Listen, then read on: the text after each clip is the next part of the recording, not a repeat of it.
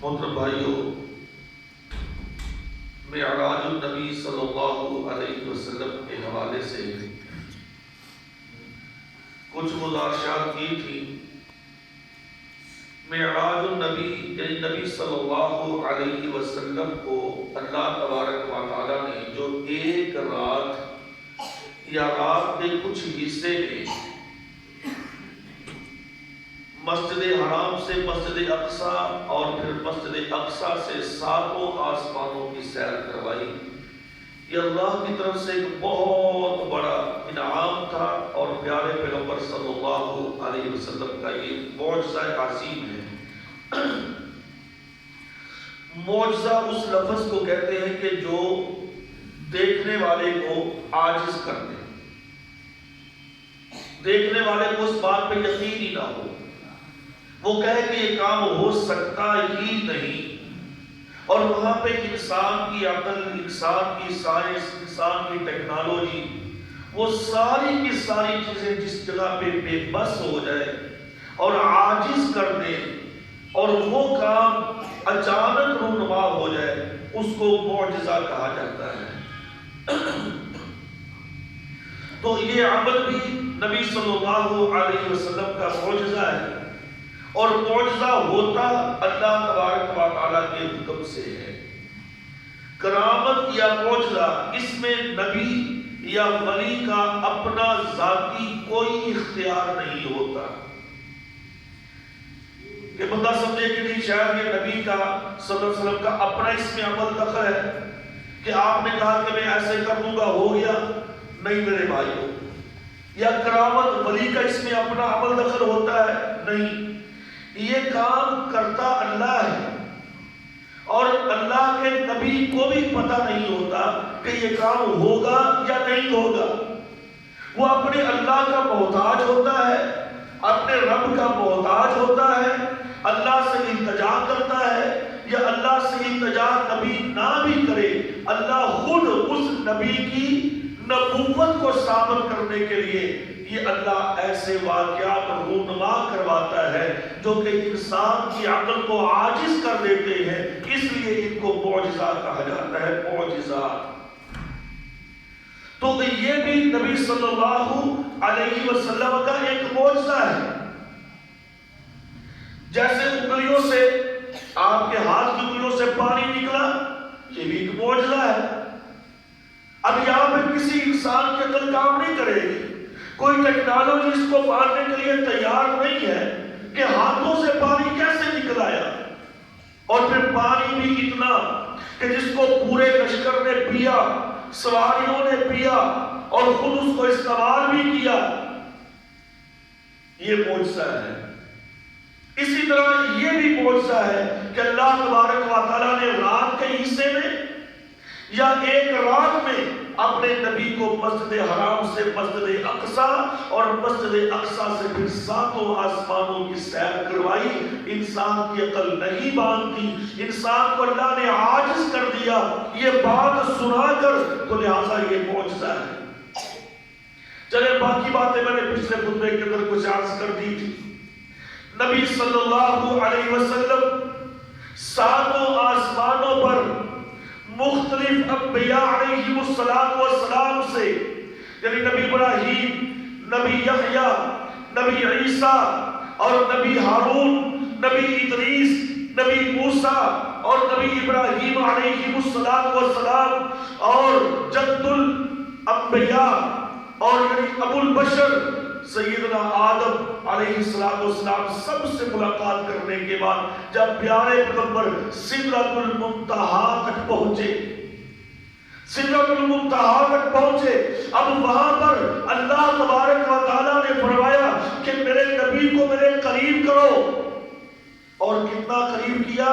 میں نے عرض کیا تھا کہ جو لوگ کہتے ہیں کہ نبی سدرۃ المنتہا سے بھی آگے چلے گئے، جبریل نے کہا کہ میرے پر چلتے ہیں، میں آگے نہیں جا سکتا، میرے بھائیوں یہ بالکل جھوٹ ہے، اس کی کوئی روایت نہیں، اس کی کوئی دلیل نہیں، یہ ساری من گھڑت باتیں ہیں۔ نبی صلی اللہ علیہ وسلم سدرۃ المنتہا تک گئے، اس کے آگے نہیں گئے، اور جبریل علیہ السلام نے ایک لمحے کے لیے بھی آپ کا ساتھ نہیں چھوڑا۔ یہ کہا کہ آگے میں نہیں جا سکتا، یہ بالکل نہیں کہا، یہ سارے کا سارا جھوٹ ہے۔ اور آج اس جھوٹ کو ایسے لوگوں کے اندر عام کر دیا گیا ہے کہ ہر بندہ یہی بات سمجھتا ہے کہ یہ پیارے پیغمبر عرش پر چلے گئے۔ اور یہاں تک نہیں بلکہ میں نے اپنے کانوں سے سنا، آپ نے بھی ایسی تحریریں پڑھی ہوگی، ایسی تقریریں سنی ہوگی، ایسے علماء کے بیانات سنے ہوں گے کہ جنہوں نے یہ بربلا طور پہ کہا کہ نبی صلی اللہ علیہ وسلم سدرۃ المنتہا سے آگے عرش بری پر پہنچے، عرش بری پر پہنچ کر اللہ تعالیٰ سے 1 to 1 یعنی کہ فیس بائی فیس بالمشافہ ملاقات ہوئی۔ نہیں میرے بھائیوں، نبی صلی اللہ علیہ وسلم کے اللہ تعالیٰ سے ملاقات نہیں ہے۔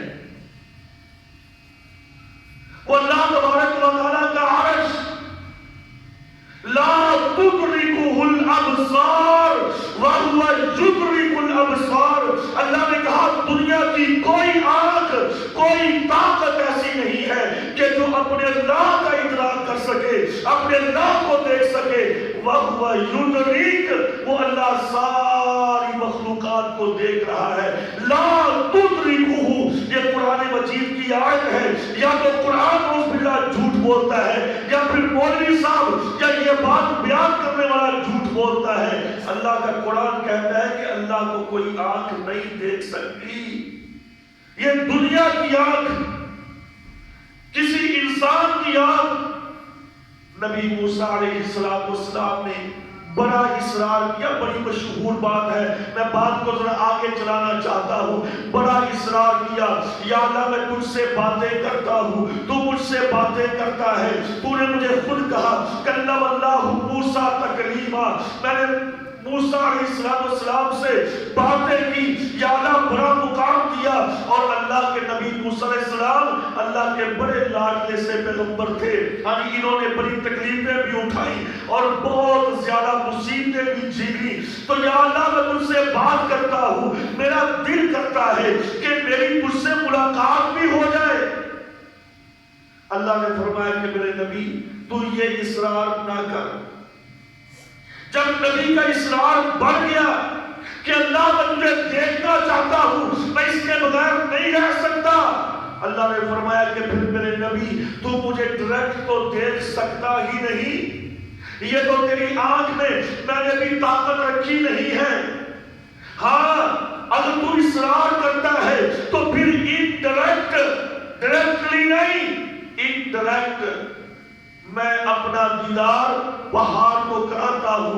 اگر پہاڑ مجھے دیکھ سکا تو پھر تو بھی مجھے دیکھ لے گا، اگر پہاڑ نہ دیکھ سکا تو تو بھی نہیں دیکھ سکتا۔ فَلَمَّا تَجَلَّى رَبُّهُ إِلَى الْجَبَلِ جَعَلَهُ دَكًّا وَخَرَّ مُوسَىٰ صَعِقًا۔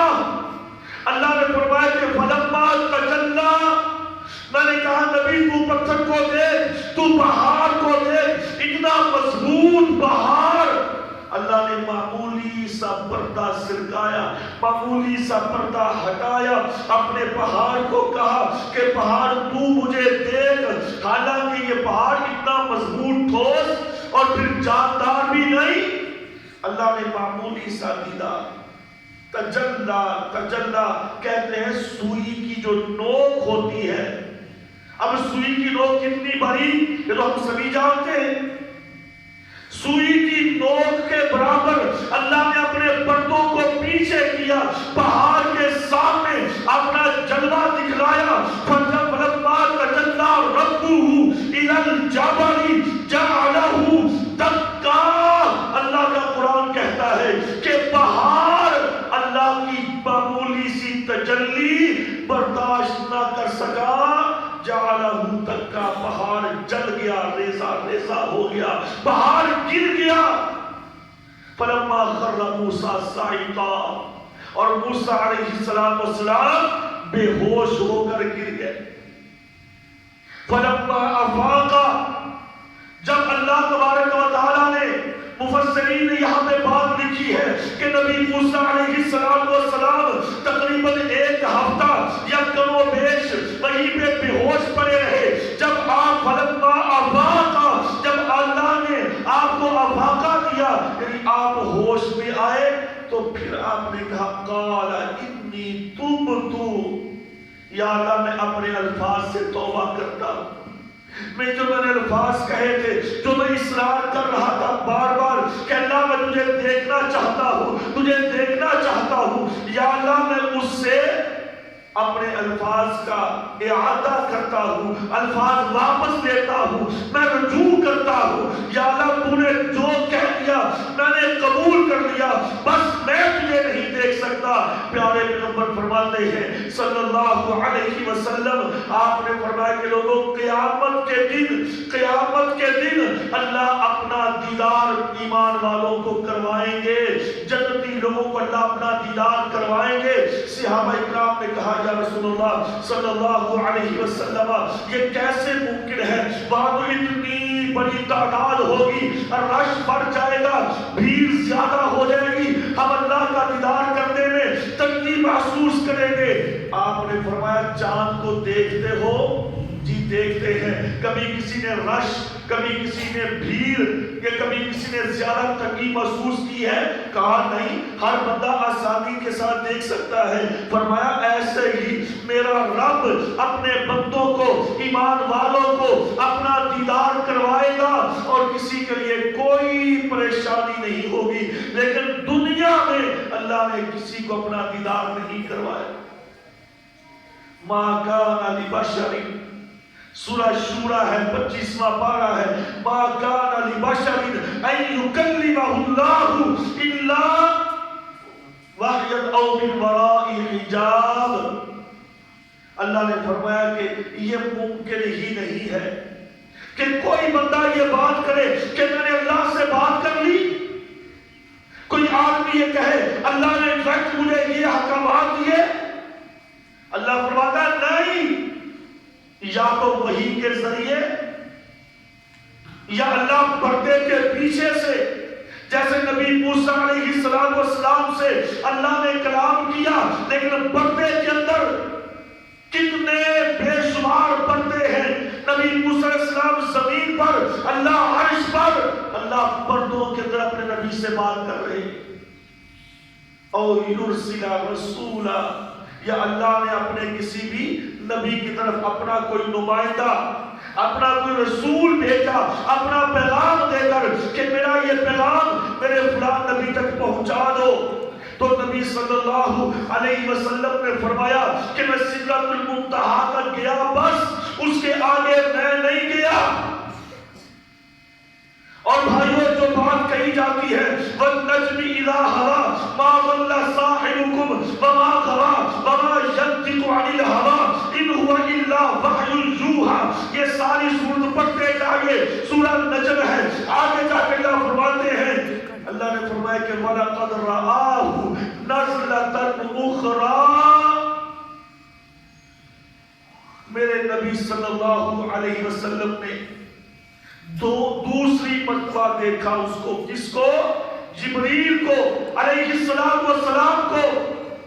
اور میں نے پچھلے خطبے میں یہ بات عرض کی تھی، ام المؤمنین عائشہ رضی اللہ تعالیٰ عنہ فرماتی ہے جس آدمی نے یہ جملہ کہا کہ پیارے پیغمبر علیہ السلام کی اللہ سے ڈائریکٹ بالمشافہ ملاقات ہوئی ہے، فقد کذب علی اللہ، اس نے اللہ کی ذات پر بہتان لگایا ہے. پیارے پیغمبر نے فرمایا کہ میں جب وہاں پہ گیا سدرۃ المنتہا تک تو اسمع تصریف الاقلام، میں نے کلموں کے چلنے کی، جو اللہ فرشتوں کو احکامات دیتے تھے وہ کلموں کے ساتھ لکھ رہے تھے، میں نے ان کے چلنے کی آواز کو اپنے کانوں سے سنا لیکن دیکھا نہیں. اور پھر پیارے پیغمبر کی طرف وہاں پر سدرۃ المنتہا پر فَأَوْحَى إِلَىٰ عَبْدِهِ مَا أَوْحَى، اللہ نے پھر وہاں پر وحی کر کے بتلایا. وہاں پر میری بات کو پھر ذرا سنیے، وہاں پر یعنی سدرۃ المنتہا پر اللہ نے وہاں پر بھی وحی کی. اللہ نے ڈائریکٹ کلام نہیں کیا، اللہ نے ڈائریکٹ بات نہیں کی پیارے نبی صلی اللہ علیہ وسلم سے سدرۃ المنتہا کے جگہ پر مقام پر. فَأَوْحَى، بلکہ اللہ نے وہاں پر وحی کی اور وحی کے ذریعے بتلایا. کیا بتلایا؟ کہا کہ اے میرے نبی صلی اللہ علیہ وسلم، ہم نے آپ کو 50 نمازیں عطا کی ہیں. 50 نمازیں. بات بڑی مشہور ہے، پیارے نبی صلی اللہ علیہ وسلم یہ 50 نمازیں لے کر واپس پلٹے. نبی ابراہیم علیہ السلام سے آگے نبی موسیٰ علیہ السلام تک پہنچے، یعنی کہ چھٹے آسمان پر نبی موسیٰ علیہ السلام نے کہا اللہ کے رسول آخری نبی آپ اوپر گئے تھے سدرۃ المنتہا تک، اللہ تبارک و تعالیٰ نے آپ کو کوئی چیز دی؟ کہا جی بالکل دی. کیا دیا؟ 50 نمازیں دی. کہا آجلت بنی اسرائیل فی الدنیا، او میرے بھائی محمد صلی اللہ علیہ وسلم، میں نے دنیا میں جا کر بنی اسرائیل کا تجربہ کر لیا ہے، میں نے لوگوں کی نفسیات کو پڑھ لیا ہے، میں دیکھ آیا ہوں. آپ دوبارہ جائیے، یہ 50 نمازیں نہیں پڑھیں گے. پیارے پیغمبر صلی اللہ علیہ وسلم دوبارہ گئے، پھر مطالبہ رکھا. اللہ نے 10 کو کم کر دیا، ایک روایت میں 5 کو کم کر دیا. آپ دوبارہ آئے، نبی موسیٰ علیہ السلام سے پھر ملاقات ہوئی، پھر آپ نے بتلایا، کہا دوبارہ جاؤ. پھر گئے، 5 یا 10 کم ہوئی، پھر گئے 5 یا 10 کم ہوئی، پھر گئے، پھر 10 کم ہوئی، پھر گئے. نبی موسیٰ علیہ السلام نے فرمایا کہ اب، کہا اب تو پیچھے 5 نمازیں رہ گئی ہیں. موسیٰ علیہ السلام نے کہا جاؤ چلے جاؤ. کہا اے میرے بھائی موسیٰ، اب تو مجھے بھی اس بات پہ شرم آتی ہے کہ 5 نمازیں اگر یہ بھی یہ ادا نہ کر سکے تو پھر کیسے امتی ہوں گے. لہذا میں اب دوبارہ واپس نہیں جانا چاہتا. پیارے پیغمبر واپس نہیں گئے. آپ نے کہا نہیں 5 تو پڑھے. اور دوسری چیز اللہ نے فرمایا کہ میرے پیارے پیغمبر، ہم آپ کو وحی کے ذریعے بتلا رہے ہیں کہ ہم آپ کو ایک اور تحفہ دینا چاہتے ہیں. یا اللہ وہ کون سا؟ جبریل علیہ السلام فرماتے ہیں کہ یہ تحفہ آپ کے لیے ہے سورہ البقرہ کی آخری 2 آیتیں. آمن الرسول بما انزل الیہ من ربہ، یہاں سے لے کر آخر تک. کہا یہ 2 آیتیں سورہ البقرہ کی یہ اللہ نے آپ کو تحفے میں دی ہے. اس کا کیا مقصد ہے؟ کہا جو شخص یہ 2 آیتیں صبح و شام پڑھ لے گا، یہ 2 آیتیں اس کے لیے کافی ہو جائیں گی. اب کافی سے مراد کیا ہو جائے گی؟ یعنی اللہ اسے ہر آفت سے، اللہ اسے ہر مصیبت سے، اللہ اسے ہر پریشانی سے محفوظ رکھے گا. یا اللہ تبارک و تعالی شیطان کے جال سے، شیطان کے شکنجے سے اللہ اس بندے کو محفوظ رکھے گا. شیطان اس بندے پہ حملہ آور نہیں ہو سکے گا. یہ 2 آیتیں اور ساتھ فرمایا ایک اور تحفہ دے رہا ہے اللہ خالق العلام. کون سا؟ کہا سورہ الفاتحہ. سورہ الفاتحہ یہ بھی معراج کا تحفہ ہے. اور بھائیو سورہ الفاتحہ سورہ البقرہ کی آخری آیات 2 اور پھر یہ نمازیں. اور ایک اور چیز اللہ نے فرمایا کہ میں دے رہا ہوں. یا اللہ وہ کون سی ہے؟ فرمایا کہ اے میرے پیارے نبی محمد صلی اللہ علیہ وسلم، جاؤ میں اعلان کرتا ہوں کہ آپ کی امت کے اندر جتنے بھی لوگ ہیں میں نے سب کو معاف کر دیا الا من اشرک بہ، سوائے اس کے جس نے اللہ کے ساتھ شرک کیا ہوگا. اللہ شرک کرنے والے کو معاف نہیں کرے گا، باقی اللہ نے آپ کی امت کے لوگوں کو معاف کر دیا ہے۔ اللہ چاہے ان کو ہلکی پھلکی سزا دے کے جہنم سے نکال دے گا، جنت میں داخل کر دے گا، لیکن اللہ من اشرک بہ شیئا، جس نے اللہ کے ساتھ کسی کو شریک بنایا اللہ اسے معاف نہیں کرے گا۔ یہ چاروں چیزیں لے کر نبی مکرم صلی اللہ علیہ وسلم اب نیچے تشریف لا رہے ہیں۔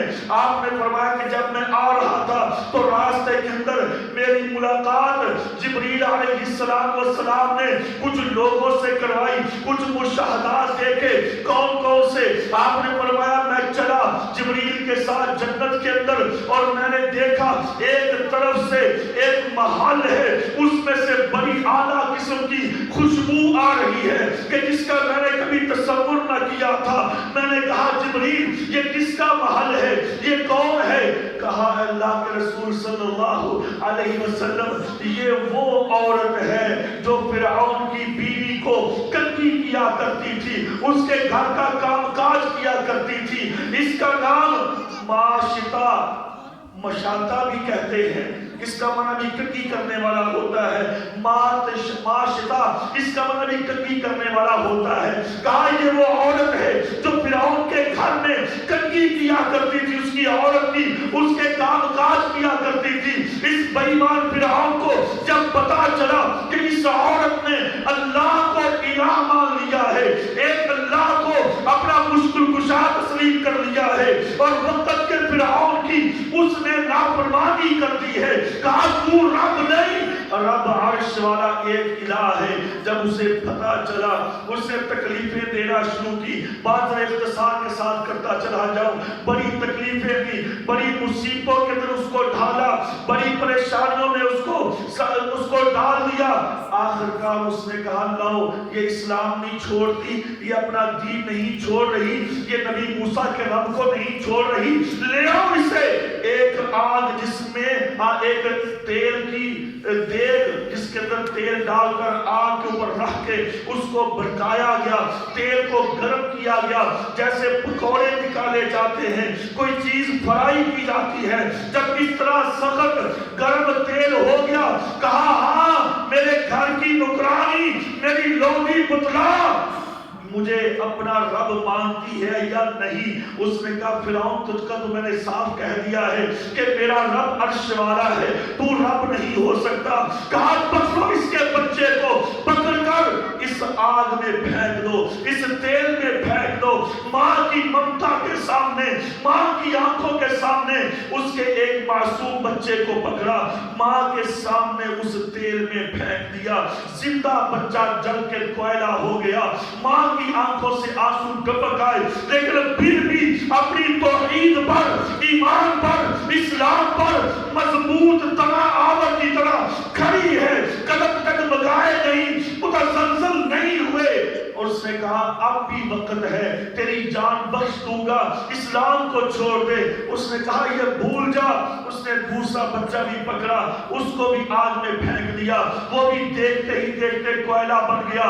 اور تیسرا چھوٹا سا بچہ جو ماں کی چھاتی سے چمٹا ہوا تھا، اس نے اس کو بھی پکڑا، جب اس کو آگ میں پھینکا تو اس بچے نے بول کر کہا، کہتا ہے ماں گھبرانے کی ضرورت نہیں ہے، ماں گھبرانا نہیں، اس کو آگ نہ سمجھنا، یہ تو گلزار ہے، یہ جنت کی راہ ہے۔ حالانکہ چھوٹا سا بچہ تھا، دودھ پیتا بچہ تھا، بول نہیں سکتا تھا۔ میں نے پہلے عرض کیا اس کو معجزہ کہتے ہیں، جو انسان کی عقل کو عاجز کر دے، جس کو انسان سمجھنے سے قاصر ہو جائے، اللہ وہ معاملہ سرزد کروا دے، رونما کروا دے، اس کو معجزہ کہا جاتا ہے۔ اس بچے نے بول کر کہا ماں گھبرانے کی ضرورت نہیں، لگا دو چھلانگ، ابھی اپنے اسلام پہ قائم رہنا۔ اس بچے کی آواز نے ماں کے اسلام کو مضبوط کر دیا، اس کے حوصلے کو بڑھا دیا۔ ان ظالموں نے ماں کو بھی اٹھا کے آگ میں پھینک دیا، وہ چاروں ماں بیٹے جل کے کوئلہ بن گئے۔ اے نبی محمد صلی اللہ علیہ وسلم، یہ اس عورت کا محل ہے، یہ اس عورت کا مکان ہے جو خوش خوشبو آپ محسوس کر رہے ہیں یہ اس عورت کے مکان کی خوشبو ہے جس نے دنیا میں اپنے آپ کو توحید کی خاطر توحید کے لیے جلوا دیا کوئلہ بنا دیا لیکن اللہ کی توحید پہ آنچ نہیں آنے دی اور یہ اس کا مکان ہے.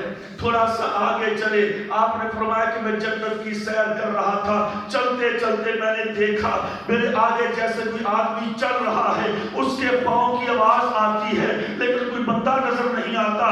بڑی مشہور حدیث ہے کہا جبریل یہ کون آدمی ہے ایسے محسوس ہوتا ہے جیسے کوئی یہاں پھرتا ہے لیکن آواز آتی ہے بندہ نظر نہیں آتا یہ کون ہے. کہا اللہ کے رسول صلی اللہ علیہ وسلم یہ آپ کا غلام آپ کا ساتھی یہ بلال بن رباح ہے رضی اللہ تعالی عنہ جو چلتا زمین پر ہے اور اس کے پاؤں کی آواز یہاں جنت میں آ رہی ہے. او بھائیو بڑی پیاری بات ہے کہ کون تھا یہ بلال رضی اللہ عنہ. نہ کوئی برادری کا پتہ نہ کسی قوم قبیلے کا پتہ نہ کوئی مال و متاع میں پلا پوسا نہ کوئی بڑی جاگیر اور وراثت کا مالک اور رنگ کا کالا کلوٹا موٹے موٹے اس کے ہونٹ ہیں. لوگ دنیا میں اس کو حقارت کی نگاہ سے دیکھتے ہوں گے لیکن اللہ کے نزدیک اس کی عزت اس کا احترام اس کی قدر کو دیکھیے کہ چلتا زمین پر ہے اور اس کے پاؤں کی آواز جنت بری میں آ رہی ہے. پیارے نبی فرماتے ہیں پھر میں آگے چلا مجھے ایک اور منظر بھی دکھایا گیا کہ ایک بڑا خوبصورت محل ہے بڑا خوبصورت کہ جس کا میں تصور بھی بیان نہیں کر سکتا. کہا کہ میں نے دیکھا اتنا اعلیٰ اتنا خوبصورت محل. میں ذرا اندر جا کے دیکھتا ہوں کہتے ہیں دروازہ کھولا اور اس محل کے اندر ایک عورت یعنی حور عین وہاں پر ایسی عورت تھی جس کی میں تفصیل نہیں دے سکتا. فوراً میں نے دروازے کو بند کیا. پیارے پیغمبر صلی اللہ علیہ وسلم تھے نا آپ تو عزت اور غیرت کے بانی ہیں اور بھائیو آج وہ بھی مسلمان ہیں بدبخت بے ایمان کہ جو اپنی بیٹیوں کو اپنی عورتوں کو بازاروں میں اسلام آباد لاہور کی سڑکوں میں چوکوں چوراہوں میں وہ جو آزادی نسواں کا نعرہ لگواتے ہیں اللہ کی قسم لعنت ہے ایسے بدبختوں پر ایسے دیوسوں پر کہ جن کو یہ مسلمان کہتے ہوئے بھی شرم آتی ہے. وہ مسلمان ہیں نعوذ باللہ ہم ان کو مسلمان نہیں سمجھتے. صاف سیدھی بات ہے. یہ ہے پیارے پیغمبر کی غیرت یہ ہے پیارے پیغمبر کی تعلیم یہ ہے پیارے پیغمبر کا اسوہ یہ ہے پیارے پیغمبر کی تربیت پیارے پیغمبر کی تعلیم. کہا دروازہ کھولا سامنے عورت پہ نظر پڑی میں نے فوراً دروازہ بند کر دیا. اللہ کے رسول نے پوچھا جبریل یہ کس کا گھر ہے.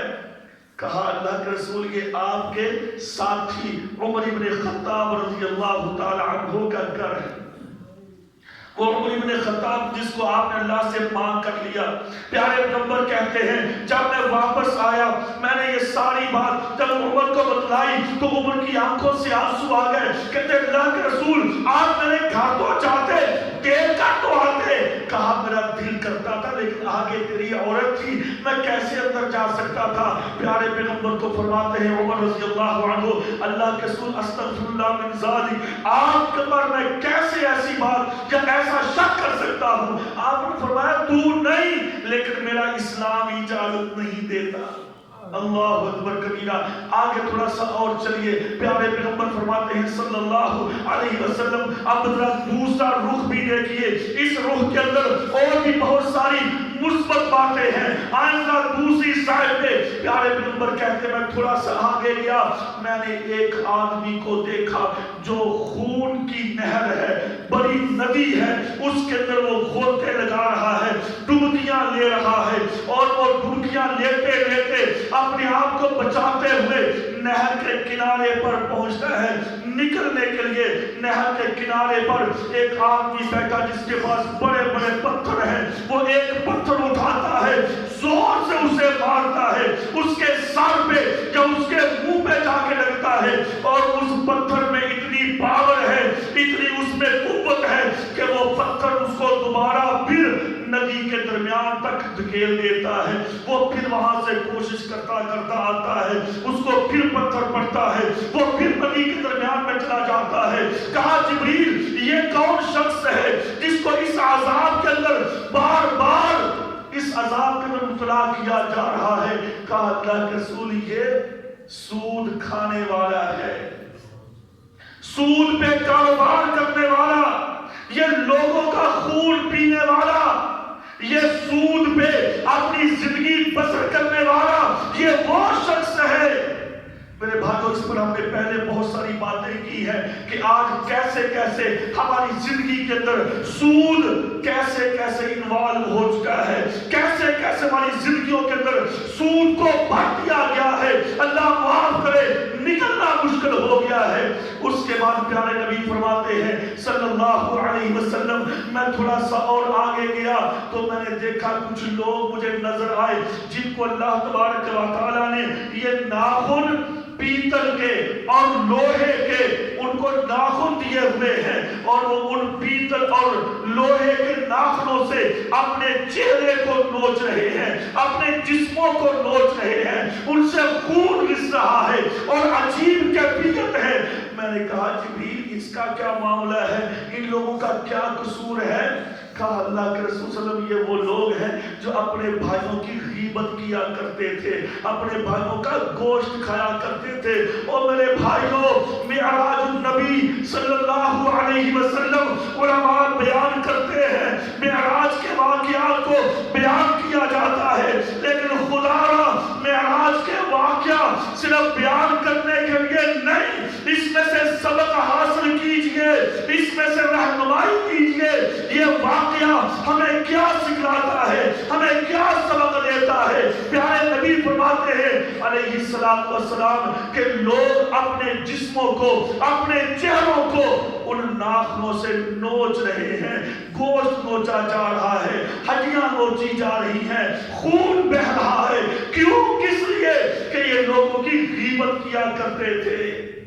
آج ذرا دیکھوں میں اپنے گریبان میں جا کر، جہاں پہ ہم دو چار بھائی مل کر بیٹھ جاتے ہیں، ہم کسی تیسرے بھائی کو سامنے رکھ کر اس کا گوشت کھاتے ہی رہتے ہیں، اس کی غیبت کرتے ہی رہتے ہیں۔ اگر دو چار میری بہنیں بیٹھ جائیں تو ان کا بھی یہی کام ہوتا ہے، مسجد ہے تبھی ہمارا یہی کام ہے، آفس ہے پھر بھی یہی کام ہے، گھر میں ہے تو برادریاں رشتہ داریاں ان کی غیبتیں شروع ہو جاتی ہیں۔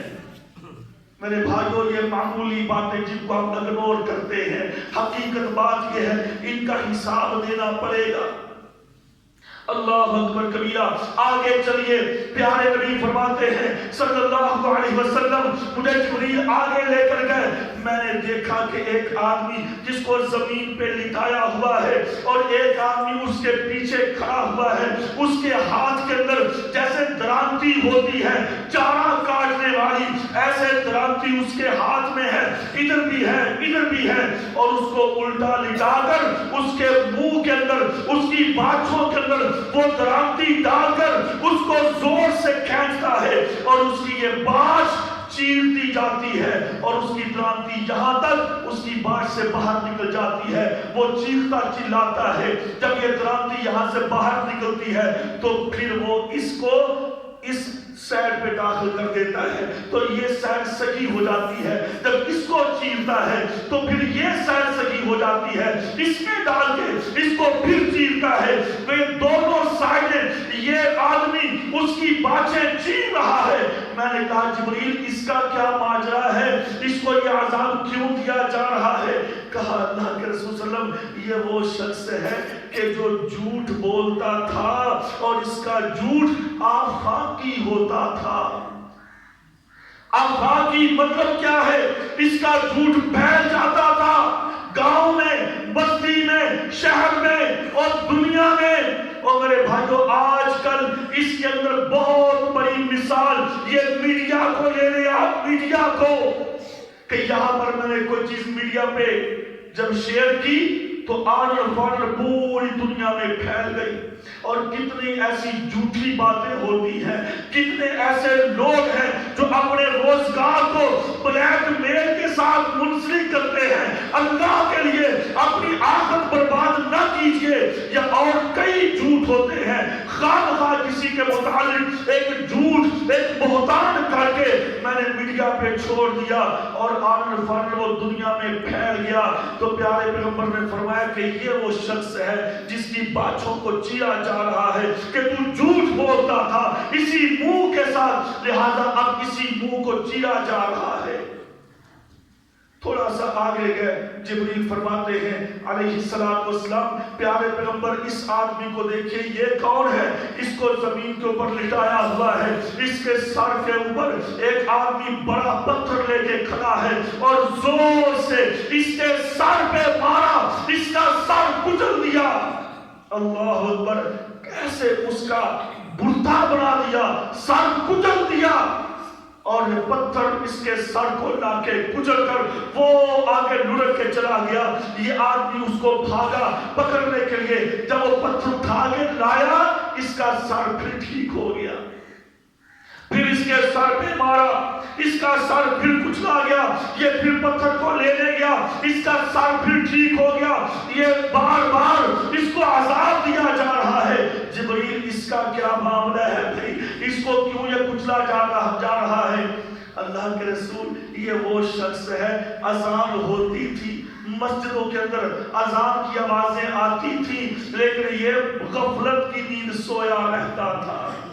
یہ قرآن مجید اس کے سامنے پڑھا جاتا تھا، لیکن اس نے قرآن مجید کو چھوڑ کر اوروں کے قوانین، اوروں کے جو نظام ہے اس کو فالو کیا۔ اس نے قرآن کو بھی نہیں مانا، اس کے سامنے اذانیں ہوتی، اس کے سامنے نمازیں پڑھی جاتی، یہ نماز کے لیے حاضر نہیں ہوتا تھا۔ الفاظ یہ ہیں کہ ہذا ترک الصلاۃ المکتوبہ، یہ فرضی نماز کو جان بوجھ کر چھوڑ دیتا تھا۔ اور میرے بھائیوں، آج معراج النبی کے موقع پہ ہم دیگیں پکا لیں، ہم روزے رکھ لیں، ہم رات کو جلسے کر لیں، کروا لیں، تقریریں کر لیں، جنڈیوں کے ساتھ، لائٹنگ کے ساتھ اپنی مساجد گھروں کو سجا لیں، جگمگا لیں، نماز نہ پڑھیں تو رب کی قسم یہی انجام ہے۔ پیارے نبی نے فرمایا کہ اس کا سر کچلا جا رہا ہے، کیوں کہ تارکا صلاۃ مکتوبہ، یہ فرضی نماز کو جان بوجھ کے چھوڑ دیتا تھا۔ آج ہم کتنی نمازیں چھوڑتے ہیں؟ سوری رات جلسہ ہوا معراج النبی کا، ہاں جی، دیگیں پکائی معراج النبی کے نام پہ، روزے رکھ لی جو کہ ثابت نہیں ہے، معراج النبی کے نام سے نماز ایک نہ پڑھی۔ کون سی محبت ہے نبی کے ساتھ بھائی؟ کون سا پیار ہے نبی کے ساتھ؟ کیسی والہانہ محبت کا ہم اظہار کرتے ہیں جب نبی کی بات ایک نہ مانی اور خالی خولی نعرے لگا کے ہم اپنی محبت کو ثابت نہیں کر سکتے۔ اگر پیارے نبی صلی اللہ علیہ وسلم سے مجھے محبت ہے تو پھر مجھے اپنی زندگی کے اندر پیارے پیغمبر صلی اللہ علیہ وسلم کو لانا پڑے گا، پھر آپ کے اسوہ حسنہ کو اپنانا پڑے گا۔ ایک بات اور سنیں، باتیں بہت زیادہ ہیں۔ پیارے پیغمبر فرماتے ہیں میں تھوڑا سا آگے گیا تو میں نے دیکھا کچھ لوگ پکڑے ہوئے ہیں، جکڑے ہوئے ہیں، اور ان کی زبانیں، ان کے ہونٹ لوہے کی کینچیوں کے ساتھ، آگ کی کینچیوں کے ساتھ کاٹے جا رہے ہیں۔ وہ چلا رہے ہیں، کہا جبریل ان کو کیوں سزا دی جا رہی ہے؟ کہا یہ وہ لوگ ہیں تأمرون الناس بالبر وتنسون انفسکم وانتم تتلون الکتاب افلا تعقلون۔ یہ لوگوں کو بڑے نیکی کے درس دیتے تھے، یہ آپ کی امت کے خطیب ہیں، یہ آپ کی امت کے مولوی ہیں، یہ آپ کی امت کے علماء ہیں جو لوگوں کو بڑی واعظ و نصیحت کرتے تھے لیکن خود اس پہ عمل نہیں کرتے تھے۔ میرے بھائیوں، آج اللہ معاف فرمائے ہمیں، اللہ محفوظ رکھے، ایسے بڑے ہمیں لوگ نظر آتے ہیں جو کہ بڑی واعظ و نصیحت اور بڑے جلسے جلوس، بڑے درس و تدریس، بڑی تعلیم و تعلم کی بات کریں گے لیکن خود اس کے اوپر ان کا اپنا عمل نہیں ہوتا۔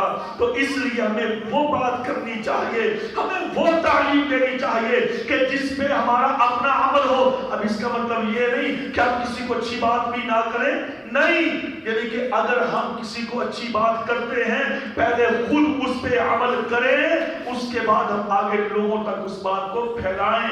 تو پیارے نبی فرماتے ہیں صلی اللہ علیہ وسلم، لوگوں میں نے معراج کی رات ان چیزوں کا مشاہدہ کیا، یہ وہ نشانیاں ہیں، یہ وہ آیات ہیں جس کے بارے میں اللہ رب العالمین نے فرمایا سبحان الذی اسریٰ بعبدہ لیلا من المسجد الحرام الى المسجد الاقصى الى الذی بارکنا حولہ لنریہ من آیاتنا۔